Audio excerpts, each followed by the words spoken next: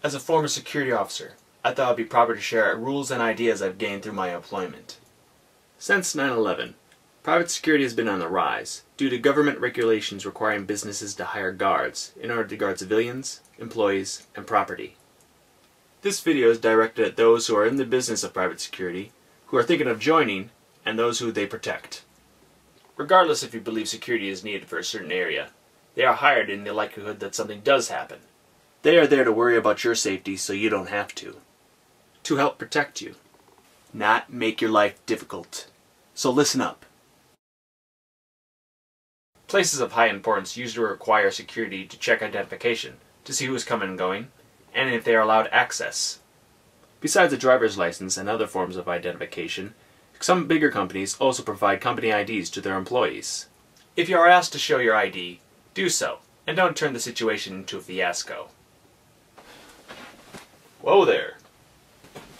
What is it? I need to see some identification. Come on, I've been coming here every day for 10 years. You know I'm me. You don't need to see anything. Regardless, I do need to see your ID every day. You do know this. Fine. You need to flip it around. Oh, you gotta be kidding me! Could you please hold it steady? I can't quite see it. Oh, what, you blind? It was right freaking there! Look at it! Ugh! You always do this, every day. Why must I... This is where an employee clearly crosses the line. Freaking out about a simple ID check is never a good idea, because it not only makes you look like an ass, but also gives a reason for an employer to look down upon you.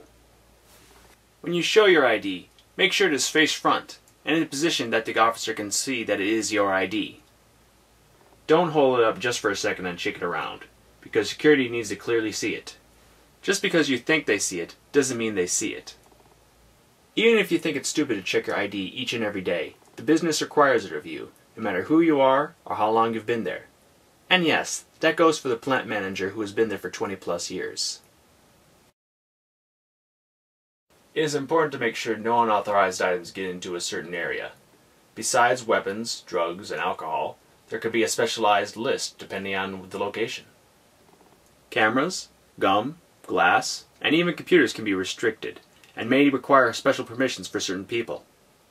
As with identification, if a place requires you to check in your baggage with security, please comply, and don't make an ass of yourself.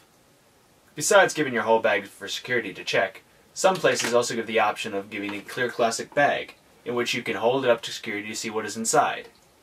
Of course, if there is something within the bag that is concealed, you will need to open the bag and show what is inside. And just like the ID check, just because you think they see it, doesn't mean they do. As with everything in life, you need to be aware of everything around you. But with private security, it reaches a whole new level. They are required to know what's going on at all times, because that information may be required in case of an emergency. Depending on the location, a security guard may have a lot of downtime, which may lead to laziness if they aren't careful.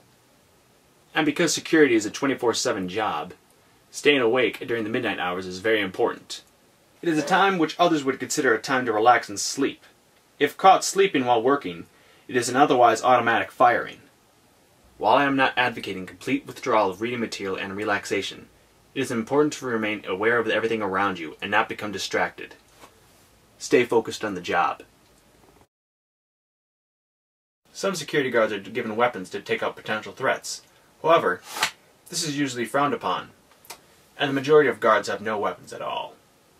If anything, the best weapon they have is their words, which should be able to diffuse any situation with a level head. Only in the most severe cases will a security guard get physical, and even then, it's in self-defense. Knowing when force is needed to subdue someone is very important, because sometimes it's uncalled for. As stated, it is a last resort, and disputes should be handled in a peaceful manner. If worse comes to worse, and force is called for, it's important to be ready for the occasion. Exercise and a balanced diet is very important, and if they are not committed to, they will not be ready for the occasion when it happens. As it's already been stressed before, it's important not to be an ass. No, really. Don't be an ass. People in the working world know what it means to be civil with those you work with, and the same respect should be given to everyone, especially authority figures like security guards. Joking around and saying this or that person has a gun, or calling on security for trivial matters not only wastes their time, but causes them to mistrust you when you really do need them. Act sensibly and responsibly, or they're only going to make things difficult for yourself. I hope this video has given you insight into the world of private security. Good luck to all current and future security personnel, and thank you to all who have respected us. And to those who haven't, don't be a dick.